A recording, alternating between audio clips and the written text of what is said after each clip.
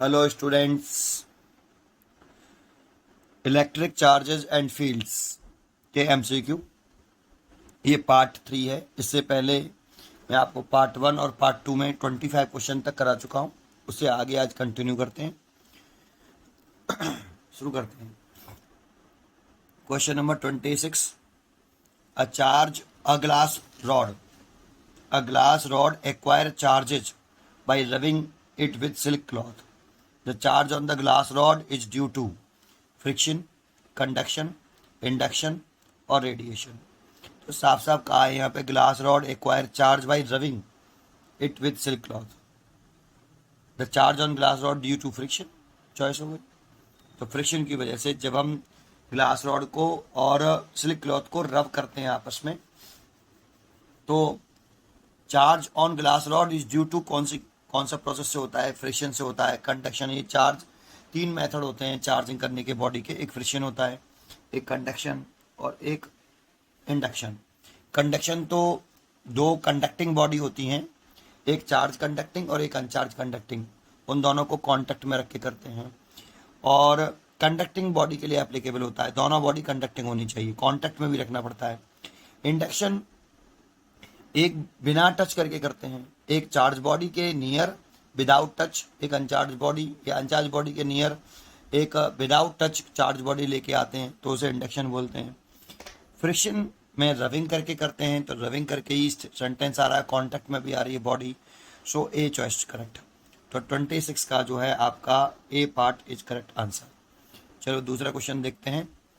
Find the thickness of dielectric material which has relative permittivity mu r epsilon r when two charges experience the same force as an air by distance r।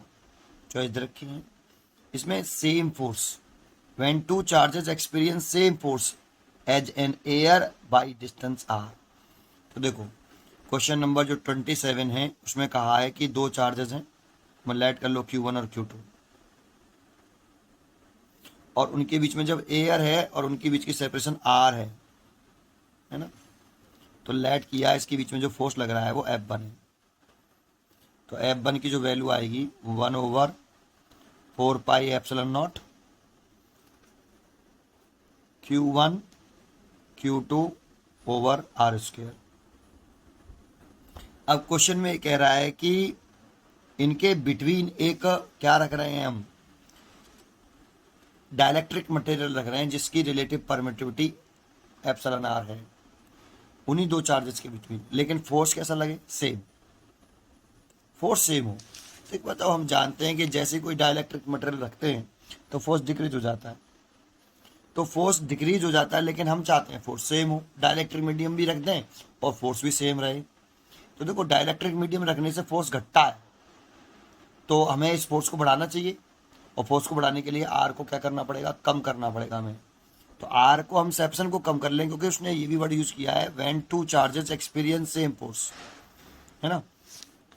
तो उसके लिए हम 2 charges ले लें ऐसे, और thickness पूछ रहा है उस डाइलेक्ट्रिक मटेरियल की, तो हमने क्या कर दिया, इन दोनों के बीच की जो सेपरेशन है वो कम कर ली, और इसमें ये डाइलेक्ट्रिक मटेरियल भर लिया। ये देखो ये वाला, इसकी थिकनेस मतलब दोनों चार्ज के बीच की सेपरेशन ही एक तरह से।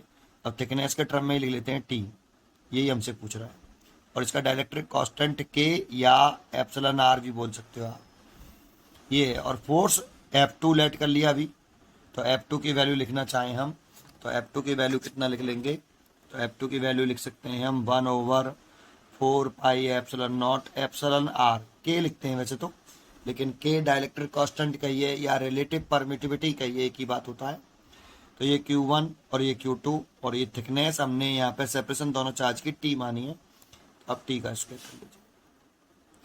और क्वेश्चन में कहा है कि ये दोनों फोर्स इक्वल हों, ये क्वेश्चन की डिमांड है कि ये दोनों फोर्स जो हैं वो कैसे होने चाहिए? इक्वल होने चाहिए। तो क्वेश्चन में गिवन है हमें, ये क्वेश्चन में गिवन है कि F1 और F2 इक्वल हो, और इनको इक्वल कर लें तो 1/4 pi epsilon 0 Q1 Q2 over are square, और इसे लिख लें 1/4 pi epsilon 0 epsilon r Q1 Q2 over T का स्क्वायर। और ये थिकनेस ही पूछ रहा है आपसे, तो देखो ये तो इससे कैंसिल हो गया, ये और ये भी कैंसिल हो गया। इधर इसका मल्टीप्लाई इधर कर लीजिए आप, तो epsilon r T square is equal to r square. तो यहाँ से अगर आप टी निकालोगे, टी का square is equal to r square by epsilon r, तो टी निकालोगे तो आर बाई रूट के अंदर एप्सिलॉन आर, इतनी थिकनेस रखनी पड़ेगी। ठीक है, इतनी थिकनेस। तो चॉइस देखते हैं इसका, चॉइस कौन सी है आप, इसकी चॉइस है आपकी फर्स्ट चॉइस तो रॉन्ग है, सेकंड चॉइस भी नहीं है, थर्ड भी नहीं है, फोर्थ चॉइस हो गई r upon epsilon r, r upon epsilon r, ये तो आ रही है हमारी आर अपॉन एप्सिलॉन आर। इसीलिए इसकी जो है डी चॉइस हुई 27 का डी, हम 27 का डी चॉइस करेक्ट कर देंगे। 28 क्वेश्चन हम रीड करते हैं, 28 तो रीड करिए। What will be the value of electric field at the centre of the electric dipole? 0। Electric dipole कह रहा है, उसके सेंटर पर इलेक्ट्रिक फील्ड की वैल्यू पूछ रहा है, 0 बता रहा है। Equal to the electric field due to the one charge at centre, twice the electric field due to the one charge at centre, half of the value of electric field due to the one charge at centre. ठीक है, choice पढ़ी होंगी आपने, तो question में देखो मैं बताता हूँ क्या कहता है कि एक इलेक्ट्रिक डाइपोल बना लो, एक माइनस के क्यू होता है और एक थोड़ा सा दूर ना के नाते वैसे प्लस के क्यू होता है। इसके सेंटर की बात कर रहा है, तो इसके डाइपोल की जो बीच की सेपरेशन होती है वो टोटल 2L होती है। तो सेंटर की बात कर रहा है, तो यहाँ से ये L होगी ऐसे। पहले इस पूरे डाइपोल की वजह से इलेक्ट्रिक फील्ड निकालो सेंटर पर, दैट मीन्स ओपन। तो निकालते हैं, तो electric field intensity at point O निकालने हैं ड्यू टू, पहले निकाल लेते हैं माइनस के क्यू की वजह से, माइनस क्यू चार्ज की वजह से इस पॉइंट पर इलेक्ट्रिक इंटेंसिटी निकाल, पॉइंट चार्ज का फॉर्मूला लगा लो। तो E1 इज इक्वल टू लिख लें पहले 1/4πε0। अगर ये क्वांटिटी वेक्टर हो तो चार्ज का साइन पुट नहीं करते हैं, तो ये वेक्टर क्वांटिटी है, चार्ज का साइन पुट नहीं करेंगे। Q ओवर ओ, इस माइनस क्यू की वजह से ओ पॉइंट पे निकाल ले हो, तो माइनस क्यू और ओ पॉइंट के बीच की शॉर्टेस्ट सेपरेशन लिखते हैं हमेशा। जिस पॉइंट पे निकालते हैं और जिस चार्ज की से निकालते हैं उन दोनों के बीच की शॉर्टेस्ट सेपरेशन लिखते हैं। तो कितनी है L, तो L का स्क्वायर कर लिया। और इलेक्ट्रिक फील्ड की जो डायरेक्शन होती है वो नेगेटिव चार्ज के टूवर्ड्स होती है। तो किस पॉइंट पर शो कर रहे हो इलेक्ट्रिक फील्ड? ओ पॉइंट पर, तो इलेक्ट्रिक फील्ड की direction toward the negative charge. तो ये E1 हो गया, है ना। अब प्लस क्यू चार्ज की वजह से निकाल लो, तो लिख देंगे यहाँ ड्यू टू प्लस के क्यू, ओ पॉइंट पे निकाल लें तो प्लस क्यू की वजह से पॉइंट ओ पर, तो फिर E2 लिख लें 1/4πε0 क्यू ओवर क्यू के से ओ पॉइंट पे निकालने हैं सेपरेशन, इसकी भी ये वाली कितनी है L है। सो यहाँ पे भी L स्क्वायर आएगा। और पॉजिटिव चार्ज से इलेक्ट्रिक फील्ड की जो डायरेक्शन होती है वो अवे होती है अवे होती है, तो अवे कर दीजिए E2। अब दोनों की डायरेक्शन कैसी है आपकी? सेम है, तो नेट निकालेंगे, तो net electric field intensity at point O, same direction हो तो ऐड करते हैं, अपोजिट डायरेक्शन हो सब्ट्रैक्ट कर देते हैं, किसी एंगल से हो तो फॉर्मूला लगा देते हैं रिजल्टेंट वाला वेक्टर वाला, R इज इक्वल टू रूट के अंदर A square plus B square 2AB cos theta. ये रिजल्टेंट वेक्टर का फॉर्मूला आपने पढ़ा होगा, वही फॉर्मूला लगाते हैं। देखो सेम डायरेक्शन में थीटा 0 डिग्री हो जाता है, इसी फॉर्मूले में अगर हम थीटा 0 डिग्री रखेंगे तो R बराबर A प्लस B आ जाएगा। वन अपोजिट डायरेक्शन में थीटा 180 डिग्री रखेंगे इसी फॉर्मूले में, तो R बराबर A माइनस B आ जाएगा। तो ये resultant electric field is a vector quantity, तो इसका जो रिजल्टेंट निकाला जाता है वो वेक्टर में जो हम रिजल्टेंट वेक्टर का फॉर्मूला पढ़ते थे उसे निकालते हैं, है ना। तो सेम डायरेक्शन है इसीलिए ऐड कर लेंगे E is equal to E1 plus E2। और E1 की वैल्यू जो है आपकी वो ये है, और E2 की वैल्यू, ये दोनों को ऐड करेंगे तो 1/4πε0 Q2Q/L स्क्वायर ये होगा। ये नेट इलेक्ट्रिक फील्ड आ गया। अब क्वेश्चन में चॉइस दे रखी है कि 0, तो choice what is the electric field at the centre of the electric dipole, तो 0 तो नहीं है। Equal to electric dipole to one charge at the centre, देखो एक चार्ज की वजह से सेंटर, कोई से भी एक चार्ज की सेंटर पर इतनी इलेक्ट्रिक फील्ड है, और इसके इक्वल भी नहीं है। ये नेट इलेक्ट्रिक फील्ड डाइपोल की वजह से जो है वो एक चार्ज के इलेक्ट्रिक फील्ड के इक्वल नहीं है। फिर दूसरा कह रहा है twice the electric field due to the one charge at the centre, तो ट्वाइस ये देखो, है ना। ये जो E है वो अगर हम इसकी जगह पर अगर हम E1 लिख दें यहाँ, तो ये 2E बनाएगा, या फिर 2E2 भी कह सकते हो। तो ट्वाइस आ रहा है, जो इलेक्ट्रिक डाइपोल की वजह से जो इलेक्ट्रिक फील्ड है वो एक चार्ज के इलेक्ट्रिक फील्ड की वजह से ट्वाइस आ रहा है। सो इसका सी चॉइस हुआ 28 का सी। हम 28 का सी टिक कर देंगे। नेक्स्ट क्वेश्चन रीड करते हैं 29। तो 29 देखिए, which physical quantity have unit Newton पर कूलाम। तो इलेक्ट्रिक चार्ज की तो कूलाम पढ़ी होगी आपने, ऐसे नहीं कि बस टिक करना है। अब इस समय आप सीख रहे हो तो क्वेश्चन उल्टा भी हो सकता है, दूसरा भी बन सकता है। इसलिए सभी चॉइसों को देखो। जैसे उसने बोला इलेक्ट्रिक चार्ज की न्यूटन पर कूलाम, तो इलेक्ट्रिक चार्ज की तो कूलाम होती है। इलेक्ट्रिक फील्ड की कह रहा है, तो इलेक्ट्रिक फील्ड 29 है। तो देखो इलेक्ट्रिक चार्ज की तो कूलाम, इलेक्ट्रिक फील्ड का फॉर्मूला होता है E बराबर F/Q। तो इसकी न्यूटन Q नॉट और इसकी कूलाम, तो न्यूटन पर कूलाम कह रहा है, इसीलिए ये इलेक्ट्रिक फील्ड की चॉइस हो गई बी पर करेक्ट आंसर। इलेक्ट्रिक फोर्स की तो न्यूटन होती है, और इलेक्ट्रिक पोटेंशियल की होती है वोल्ट या जूल पर कूलाम भी बोल देते हैं। इलेक्ट्रिक पोटेंशियल का फॉर्मूला आपने पढ़ा, V बराबर W/Q नॉट। तो इसकी जूल भी लिख सकते हो, कूलाम जूल पर कूलाम या फिर वोल्ट ऐसे। तो इसकी यूनिट जो है न्यूटन पर कूलाम जो है इलेक्ट्रिक फील्ड की है, इसीलिए बी चॉइस है। 30 है ना। क्वेश्चन नंबर 30 देखिए क्या कह रहा है। In the process of charging the mass of negatively charge body. तो अगर कोई बॉडी न्यूट्रल है, दैट मीन जितने उसमें पॉजिटिव चार्ज है उतना ही नेगेटिव चार्ज है, टोटल चार्ज जीरो है, नेट चार्ज जीरो है, नेट चार्ज जीरो। तो ऐसी बॉडी को हम न्यूट्रल बॉडी बोलते हैं। तो ये न्यूट्रल बॉडी है।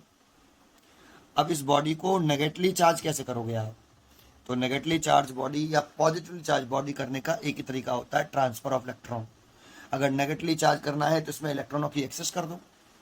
अगर इलेक्ट्रॉनों की एक्सेस करनी है तो किसी दूसरी बॉडी से इसमें इलेक्ट्रॉन आपको एडिशनल इलेक्ट्रॉन देने होंगे। और जब एडिशनल इलेक्ट्रॉन इसमें दोगे, इस बॉडी को एंटर करेंगे, इसमें एडिशनल इलेक्ट्रॉन इसके अंदर आएंगे, तो बॉडी का मास क्या हो जाएगा, मास ऑफ बॉडी इंक्रीज हो जाएगा। लेकिन ये जो मास ऑफ बॉडी जो इंक्रीज हो रहा है वो कितना इंक्रीज होगा। अगर एक इलेक्ट्रॉन आया एडिशनल, तो एक इलेक्ट्रॉन के मास के बराबर इंक्रीज होगा, और एक इलेक्ट्रॉन का मास बहुत ही नेग्लिजिबल होता है। तो इसीलिए बॉडी के मास में जो इंक्रीमेंट होगा वो एब्सोल्युटली नेग्लिजिबल होगा, लेकिन होगा, है ना। बॉडी का जो मास है वो एब्सोल्युटली इंक्रीज होगा, लेकिन होगा। ऐसे ही अगर इस बॉडी को क्वेश्चन में जैसे यहाँ नेगेटिवली चार्ज कहा है तो इंक्रीज हो रहा है। अगर ऐसे ही इसमें बॉडी को पॉजिटिवली चार्ज कहता कि बॉडी को पॉजिटिवली चार्ज करो, तो बॉडी को न्यूट्रल बॉडी को अगर हमें पॉजिटिवली चार्ज करना है तो इसमें इलेक्ट्रॉन को रिमूव करना पड़ेगा। इलेक्ट्रॉनों की डेफिशिएंसी होने पर बॉडी पॉजिटिवली चार्ज होती है, और इलेक्ट्रॉनों की एक्सेस होने पर बॉडी नेगेटिवली चार्ज होती है। तो इसमें से इलेक्ट्रॉन रिमूव करोगे तो जितने इलेक्ट्रॉन रिमूव कर दोगे उतना ही मास डिक्रीज हो जाएगा, तो बॉडी का मास डिक्रीज होगा। लेकिन यहाँ पर नेगेटिवली चार्ज कह रहा है, इसीलिए यहाँ चॉइस होगी इंक्रीज। तो 30 का ए। तो 30 का ए। क्वेश्चन नंबर 31 पढ़ते हैं। Charge on body is integral multiple of plus minus E. It is given by the law of conservation of charge, conservation of mass, conservation of energy, quantization of charge. आपने ये formula पढ़ा होगा, quantization, quantization of charge. ये एक experiment किया गया था, मिल्कन oil drop experiment, और ये मिल्कन साइंटिस्ट ने किया था। उन्होंने बताया था कि किसी भी बॉडी पर, ये कोई बॉडी है, आप ये न्यूट्रल बॉडी है, तो इस बॉडी में से आप कम से कम कितने इलेक्ट्रॉन निकाल सकते हो, एक या इससे एक से भी कम इलेक्ट्रॉन निकाल सकते हो। आप इसमें से कितने इलेक्ट्रॉन निकाल सकते हो, एक या एक से कम। तो एक से कम इलेक्ट्रॉन तो निकाल नहीं सकते, तो मिनिमम इलेक्ट्रॉन जो इसमें से रिमूव कर सकते हैं हम, वो एक इलेक्ट्रॉन रिमूव कर सकते हैं। देखो पहले ये चार्ज इसको न्यूट्रलाइज कर देगा, ये वाला इसको न्यूट्रलाइज कर देगा, ये इसको न्यूट्रलाइज कर देगा। तो अगर आपने इसमें से एक इलेक्ट्रॉन रिमूव किया तो बॉडी पर एक पॉजिटिव चार्ज की एक्सेस हो जाएगी भाई। देखो एक पॉजिटिव चार्ज की एक्सेस हो गई ये वाली, है ना। तो इसका मतलब इस बॉडी पर कितना चार्ज आया, एक प्रोटॉन के चार्ज के बराबर आया, प्लस का ई। जितने इलेक्ट्रॉन निकलो, देखो इसमें नेट चार्ज जीरो था पहले, नेट चार्ज जीरो। जैसे आपने इलेक्ट्रॉन निकाला तो कितने यहाँ पे नेट चार्ज जीरो था, अब इतना चार्ज एक इलेक्ट्रॉन के चार्ज के बराबर कम चार्ज हो गया हुआ तो पॉजिटिव चार्ज हो गया हुआ, प्लस का ई। दो इलेक्ट्रॉन निकालोगे तो प्लस के 2e, तीन इलेक्ट्रॉन निकालोगे तो प्लस के 3e। तो चार्ज जो होता है किसी भी बॉडी पर जो चार्ज होता है वो इलेक्ट्रॉन के ई के इलेक्ट्रॉनिक चार्ज ई के इंटीग्रल मल्टीपल फॉर्म में होता है, और इस प्रॉपर्टी को हम क्वांटाइजेशन ऑफ चार्ज बोलते हैं। इसका एक और नाम होता है, बाई चांस यहाँ पे क्वांटाइजेशन ऑफ चार्ज चॉइस में ना देके इसका नेम दिया होता है atomicity of charge. Quantization of charge को एटोमिसिटी ऑफ चार्ज भी बोलते हैं, है ना। तो ये हो सकता है आपको यहाँ पे चॉइस जो है क्वांटाइजेशन ऑफ चार्ज ना देके एटोमिसिटी ऑफ चार्ज दे दे, इसीलिए इसकी डी चॉइस है। D is a correct choice. चलो आगे देखते हैं। अगला क्वेश्चन कहता है the electric field intensity due to the short electric dipole remains directly proportional to r, the distance of the point charge from the center of dipole, r square r की power q r की power minus के 2 r की power minus के 3। आपको यहां ध्यान देना है, इसने डायरेक्टली प्रोपोर्शनल बोला है। Electric field intensity due to short dipole कह रहा है ना। अब डाइपोल की 3 सिचुएशन होती हैं, लेकिन मैं आपको 2 ही बता देता हूँ। ये क्वेश्चन नंबर 32 है।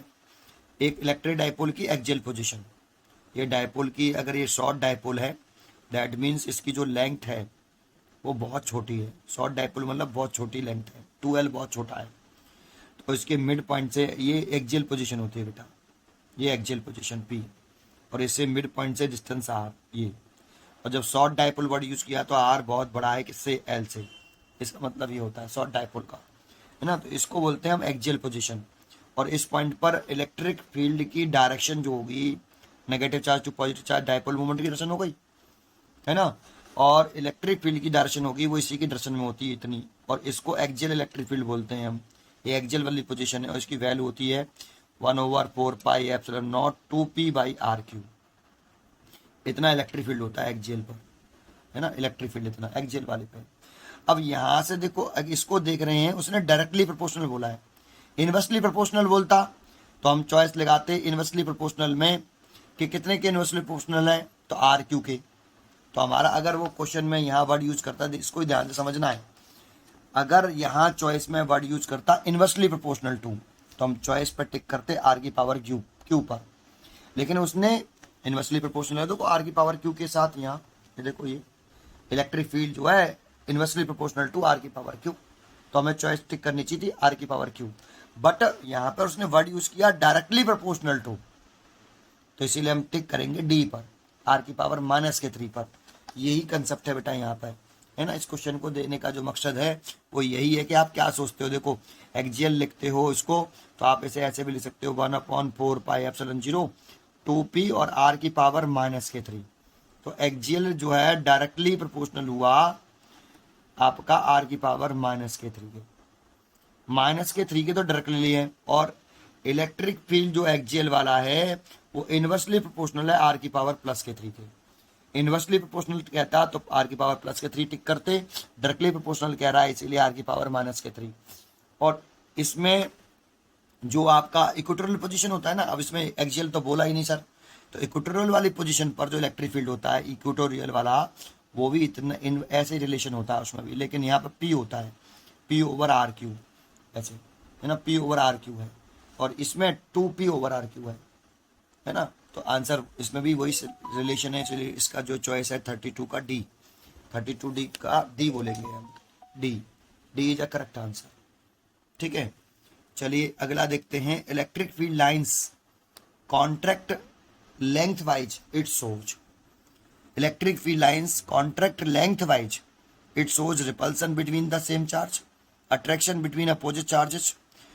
और देखो कॉन्ट्रैक्ट मतलब लेंथ वाइज करने की कह रहा है, तो उस वाली कंडीशन में अट्रैक्शन बिटवीन अपोजिट चार्जेस एक प्रॉपर्टी है। Electric field lines contracts length wise it shows attraction between opposite charges. यही इसके चॉइस है 33 का बी, 33 का बी, है ना। ये पढ़ा होगा, रीड करा हुआ प्रॉपर्टी है इसीलिए। अब इसके बाद हम चलते हैं अगली प्रॉपर्टी, अगले क्वेश्चन की तरफ। अगला क्वेश्चन देखते हैं, नेक्स्ट क्वेश्चन देखते हैं। क्वेश्चन नंबर आप 34 रीड करिए। Force F between charge Q1 Q2 separated by R is 25 newton. It can be reduce to लिखा है, बाई नहीं, टू 5 न्यूटन 25 से 5 न्यूटन कर दिया सीधा। If the separation between them is made, बस कूलम्स को लगा लो सीधा सीधा। ये क्वेश्चन नंबर 34 है कि दो चार्जेस हैं Q1 Q2, capital Q1 Q2 दो चार्जेस हैं और उनके बीच की सेपरेशन R है और फोर्स लग रहा है 25 न्यूटन ऐसे। तो कुछ मीडियम नहीं कहा तो ये ही मानेंगे, है ना। और फोर्स की वैल्यू लिखना है चाहें तो फोर्स की वैल्यू लिख लो 1/4πε0 Q1 Q2 over R square, है ना। ये F हो गया फर्स्ट। अब सेपरेशन पूछ रहा है कि कितनी सेपरेशन कर रहे हैं हो जाएगी अगर फोर्स 5 न्यूटन। देखो फोर्स घट रहा है, फोर्स घट रहा है तो सेपरेशन बढ़ाई होगी, है ना भाई। फोर्स घट रहा है और सेपरेशन की चेंज करने की कह रहा है तो फोर्स घटने का मतलब 5 न्यूटन हो गया। फोर्स 25 से 5 तो वो तभी हो सकता है जब सेपरेशन बढ़ाई हो। तो आप सेपरेशन बढ़ा लीजिए। ये Q1 है, ये Q2 है और सेपरेशन चेंज करके R डैश कर दी, इसकी वैल्यू पूछ रहा है आपसे। और ये फोर्स रिड्यूज होके 5 न्यूटन रह गया, F डैश 5 न्यूटन। तो F dash is equal to 1/4πε0 Q1 Q2 over R dash का स्क्वायर, ये ऐसे। तो दोनों का डिवाइड कर दीजिए, F first divide by second ऐसे, है ना। तो डिवाइड कर देंगे तो F over F dash is equal to 1/4πε0 Q1 Q2 over R square और ये 1/4πε0 Q1 Q2 over R dash का स्क्वायर। तो ये तो कट गया, R डैश ऊपर आ जाएगा, R dash square over R square ऐसे। और F की वैल्यू है 25 और इसकी वैल्यू 5 और ये R डैश है और ये R है और ये रूट में आ गया ऐसे।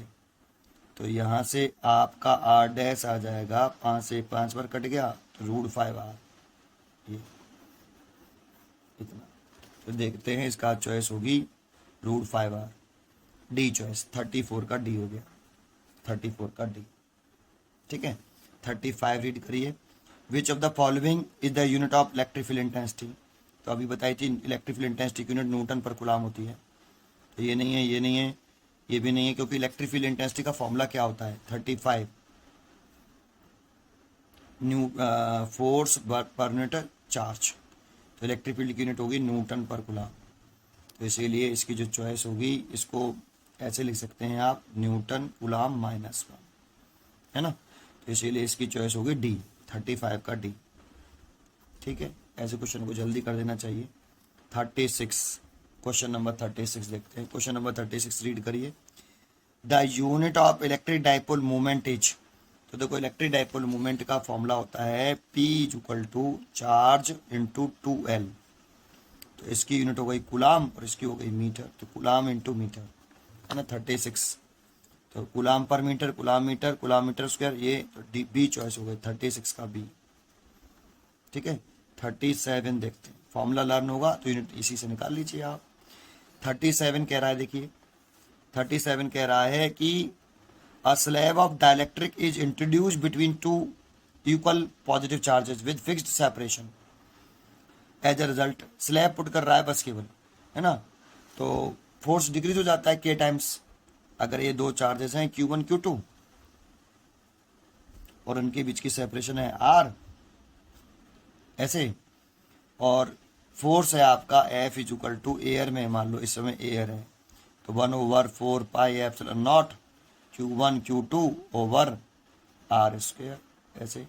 और जब इसके बीच में कोई डाइलेक्ट्रिक स्लैब भर देते हैं, ये Q1 और ये Q2, तो डाइलेक्ट्रिक स्लैब भर दिया इसके बीच में ऐसे, तो फोर्स पे क्या इफेक्ट पड़ेगा ये पूछ रहा है। तो F मीडियम, सेपरेशन वही रख रहा है तो लिखेंगे 1/4πε कर देंगे Q1 Q2 over R square. अब जो एप्सिलॉन है इसकी जो वैल्यू होती है वो ε0 K होती है। तो बताओ एप्सिलॉन ज़्यादा है या एप्सिलॉन नॉट। तो एप्सिलॉन ज़्यादा हो गया एप्सिलॉन नॉट से, कितने टाइम्स, K टाइम्स ज़्यादा हो गया। अगर ये बढ़ रहा है तो ये फोर्स घटेगा, है ना भाई। यहाँ पे एप्सिलॉन है, यहाँ एप्सिलॉन नॉट है, यहाँ एप्सिलॉन है। और एप्सिलॉन जो है K टाइम्स ज़्यादा है किससे, इसके लिए, इसकी, क्योंकि इसके लिए एयर के लिए K इज इक्वल टू 1 होता है और इसके लिए K ग्रेटर देन 1 होगा। क्लियर है। तो इसीलिए हम कह सकते हैं कि फोर्स क्या हो रहा है, डिक्रीज हो रहा है। तो क्या कहेंगे, the force between the two charges decreases, the two charges start attracting each other, the slab start moving, the electric current passes through the one charge to the other. तो 37 का ए चॉइस है, the force between two charges decreases, इसीलिए 37 का A choice हो गई। ठीक है, 38 देखते हैं। 38 में कह रहा है कि two like point charges, two like point charges separated by a certain distance exert a force 0.04 newton each other. Two like point charges हैं separated by certain distance exert a force 0.04 newton each other. When the distance of the separation between them is halved then force exerted by each on the other. तो देखो केवल distance ही तो half कर रहा है, तो F proportional to कितना होता है, 1/r² होता है। ये तो फर्स्ट सिचुएशन हो गई है ना, बाकी के सारे टर्म तो कांस्टेंट मानना है। ये क्वेश्चन नंबर शॉर्ट में कर देता हूँ इसको। 38 है, तो सेपरेशन को इसको क्या कर रहा है, हाफ कर रहा है, तो नया फोर्स जो होगा एफ प्रोपोर्शनल टू आर की डैश का स्क्वायर। ये दूसरा, तो F dash divide by F is equal to, F dash ऊपर है तो 1/r डैश का स्क्वायर ओवर 1/r का स्क्वायर। तो आप इसे लिख सकते हो F dash by F is equal to r² by r dash का स्क्वायर बाई r डैश का स्क्वायर ऐसे। और r डैश की जो वैल्यू है वो उसने क्या कर दी है, हाफ कर दी है ना। r डैश की वैल्यू हाफ कर दो तो r², और इसकी जगह पे लिख सकते हो आप कितना, r² बाई 2, r² बाई 4, भाई r/2 करोगे तो उसका स्क्वायर करोगे तो r² 4 हो जाएगा। तो F dash is equal to 4 ऊपर पहुंच गया तो 4f हो गया, इसे कट जाएगा 4 ऊपर और f का मल्टीप्लाई, तो 4 टाइम्स बढ़ जाएगा। भाई फोर्स पहले कितना था, 0.04 था, तो ये हो गया 0.16 F dash Newton. 4 times increase हो जाएगा, तो 4 टाइम्स इंक्रीज हो गया है, तो हम लिख देंगे इसमें 0.16 न्यूटन फर्स्ट चॉइस। 38 की फर्स्ट आ रही है, 38 की कितनी आ रही है, फर्स्ट, तो 38 का फर्स्ट चॉइस हो गया। ठीक है, तो इसके आगे क्वेश्चन देखते हैं। इसके आगे क्वेश्चन है 39, तो आप 39 क्वेश्चन रीड करिए। When a glass rod is rubbed with dry silk cloth, ठीक है, the glass rod is positively charge due to the transfer of, glass rod जो है पॉजिटिवली चार्ज हो गई। एक ग्लास रॉड को क्या किया, एक ग्लास रॉड है, इसको एक कपड़े से रगड़ा और ये नेगेटिवली चार्ज हो गई है। तो पहले इसमें क्या था कि पहले ग्लास रॉड को रब करने से पहले जितना इसमें पॉजिटिव चार्ज था उतना ही नेगेटिव चार्ज था, तो टोटल चार्ज इससे कैंसिल, इससे कैंसिल, इससे कैंसिल, नेट चार्ज 0 था। लेकिन अब इसमें जैसे ही इसको रब किया तो ये नेगेटिवली चार्ज कब होगी, जिसमें इसमें इलेक्ट्रॉन ट्रांसफर होंगे, इलेक्ट्रॉन एडिशनल इलेक्ट्रॉन आ जाएंगे ऐसे। और सॉरी, इलेक्ट्रॉन पॉजिटिवली चार्ज कर रहा है ना, glass rod positively charge, sorry, तो इसमें से इलेक्ट्रॉन रिमूव करेंगे आप। इसमें से अगर ये वाला इलेक्ट्रॉन तुम बाहर निकाल दोगे, ये निकाल दिया तो ये वाला निकल गया, तो ये इससे कोई कैंसिल, इसको पॉजिटिव, तो इलेक्ट्रॉन के ट्रांसफर होने की वजह से। Proton from silk cloth to glass rod, electron from silk cloth to glass rod. तो देखो अगर इलेक्ट्रॉन किधर से किधर आए होंगे, ये सिल्क क्लॉथ मान लेते हैं, यहाँ पे इसको क्या मान लेते हैं हम, सिल्क। तो इलेक्ट्रॉन किधर से गए होंगे, ग्लास रॉड टू सिल्क गए होंगे ऐसे। जैसे रब किया होगा तो ग्लास रॉड से इलेक्ट्रॉन निकलेंगे, तभी तो ग्लास रॉड पे पॉजिटिवली चार्ज आएगा। कोई बॉडी पॉजिटिवली चार्ज कब होती है, जब उसे इलेक्ट्रॉन निकलते हैं, डेफिशिएंसी होती है इलेक्ट्रॉनों की। तो इसीलिए हम चॉइस टिक कर सकते हैं इसमें कौन सी, electron from silk cloth to glass rod. तो silk cloth to glass rod नहीं गई, गलत, प्रोटॉन तो होता ही नहीं है। Electron from glass rod to silk cloth, तो डी चॉइस हो गई, 39 का डी। तो 39 का D is a correct answer, है ना, electron from glass rod to silk cloth. 40 question देखते हैं। Question number 40, the unit of electric permittivity epsilon of the medium. देखो अभी हमने एक फॉर्मूला लिखा था, ये रहा मीडियम में ये होता है फॉर्मूला, परमिटिविटी है ये, इसी की यूनिट पूछ रहा है, तो इसको यहाँ ले आइए, इसको यहाँ ले आइए। तो अगर ऐसा करोगे तो परमिटिविटी इज इक्वल टू आप लिख पाओगे 1/4 पाई एफ एन Q1 Q2 over are square. अब चार्ज की यूनिट होती है कुलाम, दूसरे भी चार्ज की कुलाम स्क्वायर, फोर्स की ये 4 पाई की तो कोई यूनिट होती नहीं है, फोर्स की होती है न्यूटन और डिस्टेंस की होती है मीटर का स्क्वायर। ये, और इसे ऐसे ही लिखा हुआ है उसने, इसने भी ऐसे रखा है। तो coulomb square, coulomb square newton metre square, coulomb square newton metre square. 40 का सी चॉइस, 40 का C choice is correct answer, है ना भाई। इसकी यूनिट आपने इस वाले फॉर्मूले से आप इसको ऐसे लिख सकते हो, इसकी coulomb square, coulomb coulomb coulomb की कूलाम स्क्वायर हो गया, इसकी हो गई न्यूटन और इसकी हो गई मीटर, उसका स्क्वायर कर दिया। इसीलिए चॉइस जो बनती है इसकी वो आपकी सी बनती है। 41 इसी में क्वेश्चन कह रहा है आगे कि the dimension of electrical permittivity, permittivity की डायमेंशन भी पूछ रहा है, मतलब इसी की डायमेंशन पूछ रहा है। तो चार्ज की डायमेंशन लिखनी पड़ेगी हमें, और चार्ज की डायमेंशन लिखने के लिए आई बराबर क्यू बाई टी होता है। आई इज इक्वल टू कितना होता है, क्यू बाई टी, है ना। तो क्यू इज इक्वल टू कितना हुआ, आई इंटू टी। तो करंट का डायमेंशन फॉर्मूला होता है ए, और टाइम का होता है टी। तो चार्ज का डायमेंशन फॉर्मूला हो गया इस वाले फॉर्मूले से ए टी, ठीक है। और हमें फोर्स का डायमेंशन फॉर्मूला लिखना पड़ेगा। तो फोर्स का डायमेंशन फॉर्मूला आपको या तो मास इनटू एक्सिस से निकालो या लर्न करो, एम एल टी माइनस के 2 होता है, लर्न होना चाहिए आपको, है ना, एम एल टी माइनस के 2। और डिस्टेंस का होता है एल, उसका स्क्वायर। तो देखो यहाँ से आप डायमेंशन फॉर्मूला निकालो तो इसका ए टी और इसका ए टी, तो कितना हो गया, ए स्क्वायर टी स्क्वायर ओवर 4 पाई का कोई डायमेंशन फॉर्मूला नहीं होता, फोर्स का होता है एम एल टी माइनस के 2, और आर डिस्टेंस है उसका, एल होता है उसका स्क्वायर हो रहा है, इसीलिए एल स्क्वायर। सॉल्व कर लेते हैं। एम तो एक ही है, तो एम ऊपर जाएगा तो एम माइनस 1 हो जाएगा, है ना। एक एल ले रहा, एक एल ले रहा, 2 3, और ऊपर जाएगा तो माइनस के 3 हो जाएगा। टी माइनस के 2 ऊपर जाएगा तो प्लस के 4 हो जाएगा, और ए स्क्वायर। तो ये तो डायमेंशन फॉर्मूला हो गया परमिटिविटी का। तो देखो एम माइनस 1 इसमें नहीं है, इसमें नहीं है, इसमें है। एम की माइनस 1, एल की पावर माइनस के 3, माइनस के 3 है, पर इसमें माइनस के 3 नहीं, प्लस के 3 है, इसीलिए ये चॉइस सही नहीं होगी। एम माइनस 1, एल माइनस के 3, टी की 4 और ए की पावर 2। तो डी चॉइस करेक्ट है, 41 का डी, 41 का डी इज करेक्ट आंसर। आप 42 रीड करिए, क्वेश्चन नंबर 42 क्या है। तो क्वेश्चन नंबर 42 कह रहा है an insulated conical shaped metallic conductor है, कॉनिकल मेटेलिक शेप्ड का कंडक्टर है, मेटेलिक है। Is charge positively, the surface charge density on it is uniform through out.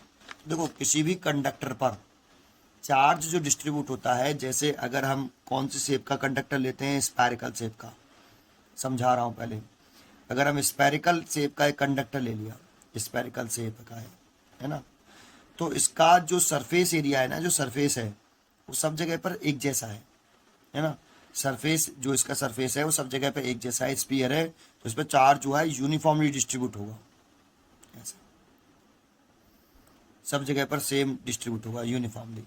लेकिन अगर कोई शार्प पॉइंट होता है, जैसे एक शार्प पॉइंट ले लेते हैं, ये शार्प पॉइंट ले लिया एक यहाँ पे, और यहाँ पे एक ऐसे भी ले लेते हैं ऐसे। तो देखो ये सरफेस फ्लैट है, ये सरफेस फ्लैट है, और ये शार्प पॉइंट है, और यहाँ पे भी कर्ड पाथ है। जब इसको चार्ज देते हैं तो ज़्यादा से ज़्यादा चार्ज जो शार्प पॉइंट होता है वहाँ ज़्यादा इकट्ठा होता है, और यहाँ फ्लैट पोर्शन पे चार्ज सबसे कम होगा। यहाँ पे चार्ज इसके कंपेयरिंग ज़्यादा होगा, इसके कंपेयरिंग ज़्यादा होगा, इसके फ्लैट पोर्शन के, लेकिन यहाँ सबसे ज़्यादा होगा, शार्प पॉइंट पे सबसे ज़्यादा होगा, क्योंकि सरफेस चार्ज डेंसिटी जो होती है वो चार्ज पर यूनिट एरिया होता है। तो यहाँ सरफेस एरिया जितना कम, सरफेस चार्ज डेंसिटी उतनी ज़्यादा। तो सरफेस एरिया को जो पॉइंटेड है, शार्प पॉइंट है, वहाँ पे सरफेस एरिया जो नुकीला पॉइंट है, नुकीला ऐसे, यहाँ पे सरफेस एरिया सबसे कम होगा, और सरफेस एरिया कम होगा तो सरफेस चार्ज डेंसिटी सबसे ज़्यादा होगी। और देखो ये फ्लैट पोर्शन है, तो यहाँ पे सरफेस एरिया सबसे ज़्यादा है, तो सरफेस चार्ज डेंसिटी सबसे कम होगी। अब यहाँ पे जो क्वेश्चन कहा है कि एक कॉनिकल मेटेलिक है, ऐसे है ये, तो इसको तो हम बेस बोलते हैं, इस वाले को, इसको हम बेस बोलते हैं, बेस। तो देखो उसने कहा है कि यूनिफॉर्म थ्रू आउट, तो यूनिफॉर्म तो नहीं होगा इसमें। कंडक्टर की शेप का है, minimum at the apex, apex इसको बोलते हैं, ये क्या है, एपेक्स, ये एपेक्स है। मैक्सिमम एट द एपेक्स और मैक्सिमम एट द बेस, तो बेस ये होता है का, ये बेस है, ये एपेक्स है, तो कहाँ पर मैक्सिमम होना चाहिए, तो जो शार्प पॉइंट है वहाँ पर चार्ज ज़्यादा इकट्ठा होना चाहिए, और चार्ज ज़्यादा इकट्ठा हुआ कम यूनिट सरफेस एरिया में ज़्यादा चार्ज, कम सरफेस एरिया में ज़्यादा चार्ज, तो सरफेस चार्ज डेंसिटी वहाँ ज़्यादा होगी, तो यहाँ डेंसिटी सबसे ज़्यादा होगी, तो यहाँ सरफेस डेंसिटी मैक्सिमम है, तो एपेक्स पे मैक्सिमम एट द एपेक्स, तो ये 42 का जो है आपका C choice is correct answer, C choice is correct answer. चलिए 43 की तरफ चलते हैं। क्वेश्चन नंबर 43 क्या है उसको रीड करें। 43 कह रहा है, आप देखिए, दिख रहा है 43 अभी नहीं दिख रहा, अब दिख रहा है। The magnitude of force experience by electron, magnitude कह रहा है force experience by electron placed at a point in the electric field E is equal to its weight mg, the magnitude of E। Question में देखो जो कह रहा है वो करिए, कह रहा है कि एक इलेक्ट्रिक फील्ड है, जैसे मैंने एक इलेक्ट्रिक फील्ड बना दिया कुछ इस तरीके से बना दिया, चलो ये इलेक्ट्रिक फील्ड बना दिया मैंने ऐसे, है ना, और इस इलेक्ट्रिक फील्ड में आपका एक कौन है, इलेक्ट्रॉन है, तो इलेक्ट्रिक फील्ड की डायरेक्शन नीचे ना देता हूं, ये इलेक्ट्रिक फील्ड बना दिया है ना, नीचे इलेक्ट्रिक फील्ड, यहाँ एक इलेक्ट्रॉन है बेटा, तो इसका वेट नीचे की तरफ होगा mg, और किसमें प्लेस्ड है, ये इलेक्ट्रिक फील्ड में। तो हम जानते हैं जब कोई चार्ज पार्टिकल इलेक्ट्रिक फील्ड में प्लेस्ड होता है और वो नेगेटिव है तो इस पर फोर्स इलेक्ट्रिक फील्ड के अपोजिट डायरेक्शन में लगता है, और डायरेक्शन हमने नीचे तरफ मानी है तो फोर्स इस पर ऊपर तरफ लग जाएगा ऐसे, और इसकी वैल्यू होगी Fe is equal to E, Q E होता है वैसे फॉर्मूला, F बराबर क्यू ई, ये है ना। अगर चार्ज नेगेटिव है तो उस पर फोर्स इलेक्ट्रिक फील्ड के अपोजिट डायरेक्शन में लगता है, पॉजिटिव है तो फोर्स की डायरेक्शन इलेक्ट्रिक फील्ड की डायरेक्शन में होती है। अब क्वेश्चन में ये कहा है कि जो मैग्नीट्यूड ऑफ फोर्स है, फोर्स का जो मैग्नीट्यूड है एक्सपीरियंस बाय इलेक्ट्रॉन, जो इलेक्ट्रॉन पर लग रहा है, जो एक इलेक्ट्रिक फील्ड में प्लेस्ड है ई वेक्टर में, equal to its weights of mg, electron के वेट के इक्वल है। ये क्वेश्चन में कहा है कि Fe जो है वो इलेक्ट्रॉन के वेट के इक्वल है, ये क्वेश्चन में गिवन है हमें, ठीक है। और फिर वो पूछ रहा है आपसे कि मैग्नीट्यूड ऑफ इलेक्ट्रिक फील्ड का मैग्नीट्यूड कितना हुआ, तो इसकी वैल्यू होगी कितनी ई, और ये हो गया mg, तो यहाँ से इलेक्ट्रिक फील्ड का मैग्नीट्यूड पूछ रहा था तो mg बाई ई, तो ये चॉइस हो गई mg बाई ई, चेक करिए mg बाई ई चॉइस होगी, तो mg E by mg by E, C choice हो गई 43 का सी, तो 43 का C is a correct answer, ठीक है। 44 देखते हैं, क्वेश्चन नंबर 44। तो क्वेश्चन नंबर 44 देखें, the electric dipole is placed at an angle 30 degree to the electric field intensity, इतने, ठीक है। It is experience a torque 4 newton metre, the charge on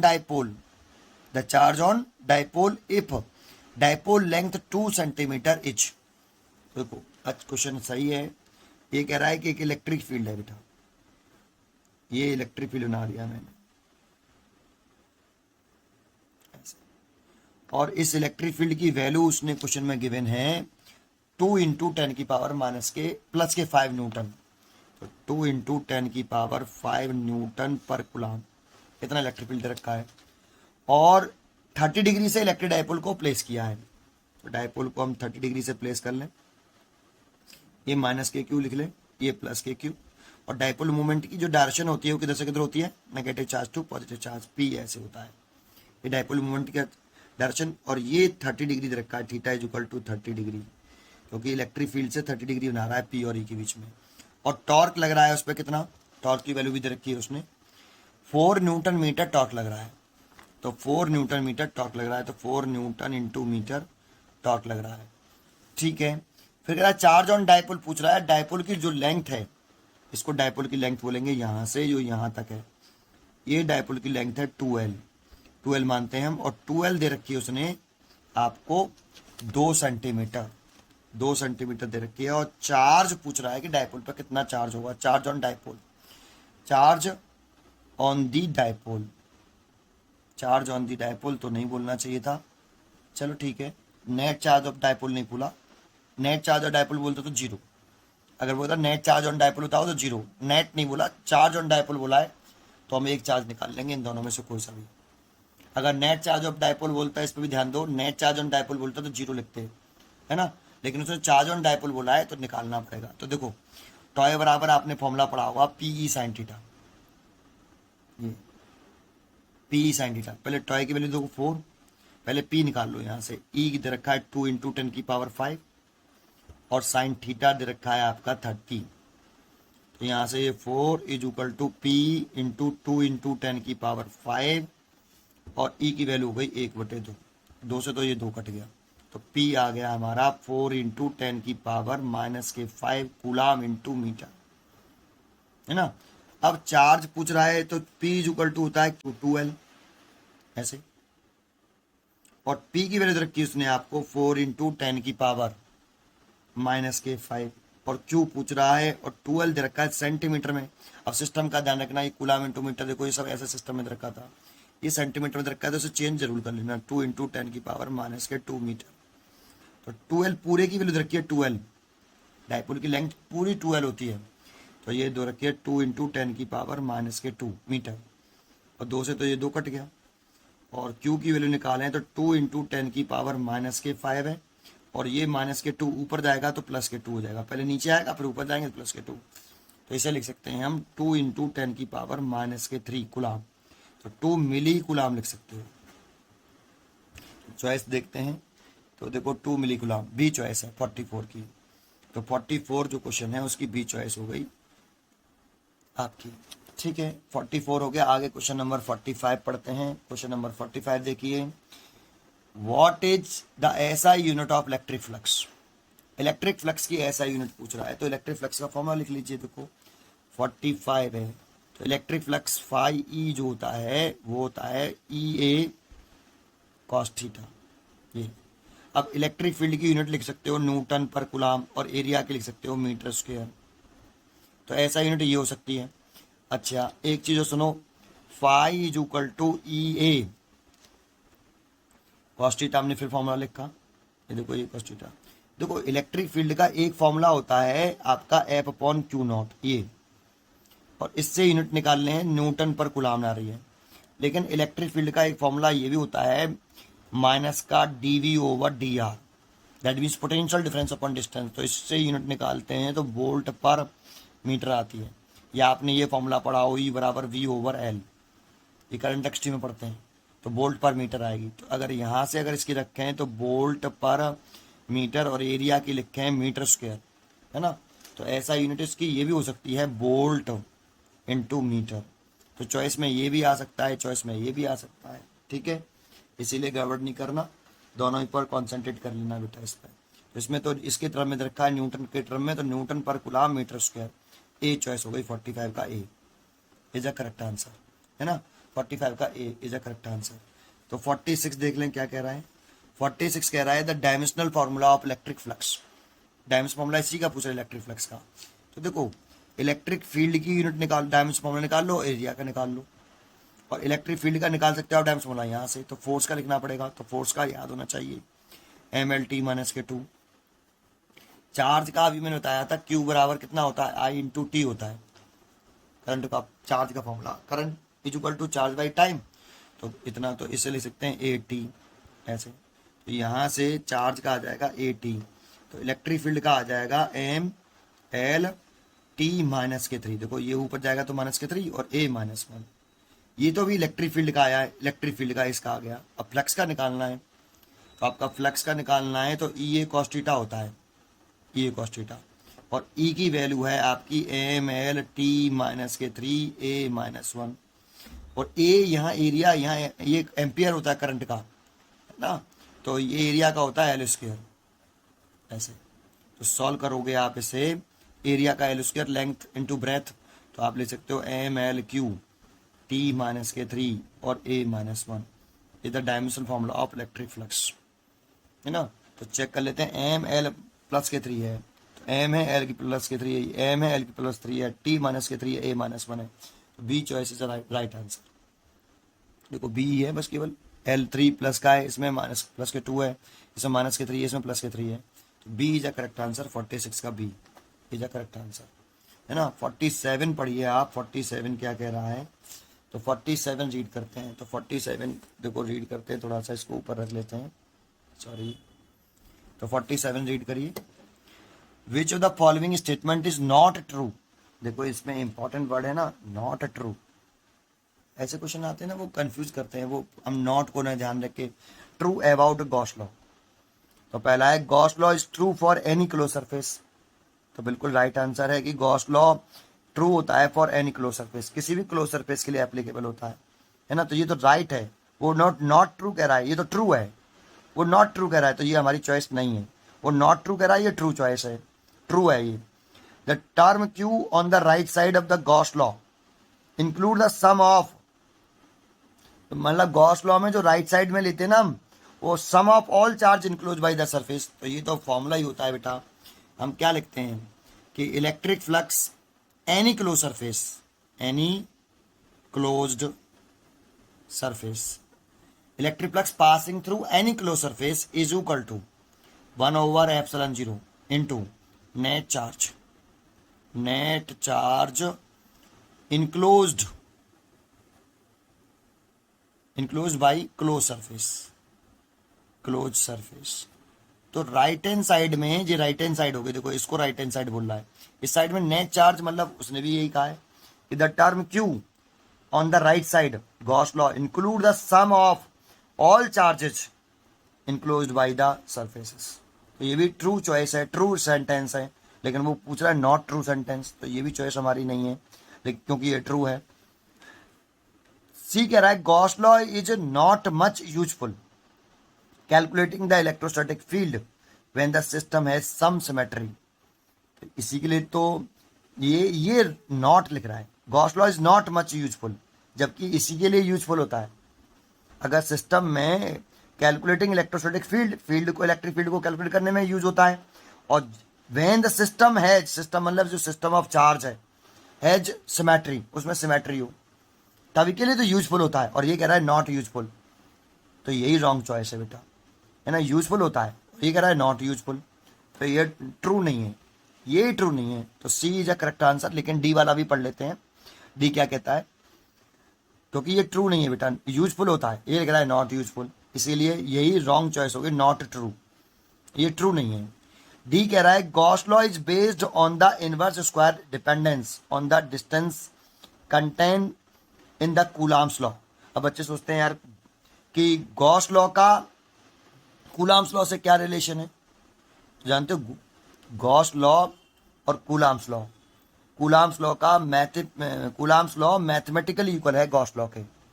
जब कूलाम्स लॉ में जब एफ बराबर 1/r² होता है, तभी गॉस लॉ वैलिड होता है। अगर हम कूलाम्स लॉ में r की पावर 2 के अलावा कोई अंदर पावर कर दें तो गॉस लॉ वैलिड नहीं रहेगा। सर कैसे नहीं रहेगा, तो उसको थोड़ा सा मैं समझा देता हूँ। 47 का जो डी है वो करेक्ट आंसर है, करेक्ट मतलब स्टेटमेंट सही है, लेकिन वो नॉट ट्रू पूछ रहा है, तो ये ट्रू है और वो कह रहा है नॉट ट्रू, इसीलिए ये सी चॉइस ही करेक्ट होगी यहाँ पर। लेकिन इसको मैं समझा देता हूँ, ये समझिए। जब आप गॉस लॉ का डेरिवेशन करते हो ना, जैसे ये कोई आप एक स्फीयर ले लेते हो, इसके सेंटर पर एक कैपिटल क्यू चार्ज रख लेते हो, इसका डेरिवेशन करते हो कि इसके अंदर जो इलेक्ट्रिक फ्लक्स होगा 1/ε0 × Q होगा, ये प्रूव करके दिखाओ। तो बेटा आप जब उसमें डेरिवेशन करते हो तो आप एक स्मॉल सेगमेंट ले लेते हो यहाँ पर ऐसे, है ना, और एरिया की डिस्टेंस दिखाते हो सरफेस के परपेंडिकुलर बाहर की तरफ, और इलेक्ट्रिक फील्ड की डिस्टेंस निकालें इस केस से, इस वाले पॉइंट पे तो ऐसी आएगी, तो थीटा होता है 0 डिग्री ऐसे। और इलेक्ट्रिक फ्लक्स निकालते हो आप फॉर्मूले से, कैसे, फॉर्मूले से टोटल इलेक्ट्रिक फ्लक्स, तो इंटीग्रेशन लगाते हो ऐसे, integration by close surface E D A, क्योंकि डी ए लिख रहे हो आप और एंगल लिखते हो cos 0 डिग्री। अब ई की जो वैल्यू आप पुट कर रहे हो यहाँ, वो आप पुट करते हो 1/4πε0 ड्यू टू पॉइंट चार्जेस, इस वाले पॉइंट पर इलेक्ट्रिक इंटेंसिटी से निकालते हो आप। तो इस पॉइंट चार्ज के हिसाब से जब इस पॉइंट पर इलेक्ट्रिक इंटेंसिटी से निकालते हो तो आप लिखते हो Q/r²। अब देखो ये Q/r² लिख रहे हो और इंटू डी ए और cos 0 की वैल्यू 1, तो जो इलेक्ट्रिक फील्ड की जो वैल्यू आप लिख रहे हो ना 1/4πε0 Q/r², तो ये r² आ रहा है यहाँ, ये कूलाम्स लॉ से तो आया है, क्योंकि जब आप इलेक्ट्रिक फील्ड का फॉर्मूला ड्राइव करते हो तो E = F/Q0 होता है। तो आप यहाँ F की वैल्यू कूलाम्स लॉ से रखते हो 1/4πε0 Q0/r² divided by Q0, Q0 से Q0 कट गया, तो ई की वैल्यू आ गई 1/4πε0 Q/r²। तो ये r² जो यहाँ आ रहा है वो कूलाम्स लॉ की r² की वजह से ही आता है। और ये जब r² आया, जब तुम इसे सॉल्व करते हो आगे, तो 1/4πε0 Q/r², और dA का इंटीग्रेशन करते हो तो dA जो है सरफेस एरिया है, उसका इंटीग्रेशन करने पर टोटल सरफेस एरिया आता है 4πr²। तो r² से r² कट जाता है, 4π से 4π कट जाता है, और ये फॉर्मूला आ जाता है Q/ε0। तो देखो ये फॉर्मूला ड्राइव हो गया गॉस लॉ के अकॉर्डिंग कि इसके अंदर नेट चार्ज कितना है, Q है, तो 1/ε0 इंटू नेट चार्ज Q। तो ये फॉर्मूला Q/r∈0 आया ही कब है, जब आपने यहाँ E की वैल्यू में r² रखा है। अगर आप E की वैल्यू में r² ना रख के कोई अंडर पावर रख लो, देखो r की पावर Q रख लो, यहाँ r की पावर Q होगा, लेकिन यहाँ 4πr² होगा, और एक कटेगा तो यहाँ r आ जाएगा, और r आया तो यहाँ सेंटेंस में नीचे r और दिखाई देगा। देखो फिर वैलिड नहीं रहा, गॉस लॉ नहीं है अब ये गॉस लॉ नहीं है। जैसे आपने r क्यूब किया तो यहाँ r आ गया, तो r² को पावर को छोड़कर कोई भी तुम अदर पावर करते हो कूलाम्स लॉ में, तो डेरिवेशन करोगे तो जो गॉस लॉ का जो फॉर्मूला निकल के आएगा इलेक्ट्रिक फ्लक्स का, वो फिर चेंज हो जाएगा। तो इसीलिए हम कह रहे हैं सेंटेंस की Gauss law is based on inverse square dependence on distance contained in the coulombs law. ठीक है, इसीलिए ये ट्रू है, लेकिन वो नॉट ट्रू पूछ रहा है, इसीलिए सी चॉइस है। तो इसकी सी चॉइस करेक्ट है, 47 का C is a correct answer, 47 का C is a correct answer. ठीक है, इससे आगे के क्वेश्चन नेक्स्ट लेक्चर में देखेंगे, नेक्स्ट पार्ट में देखेंगे। Thank you.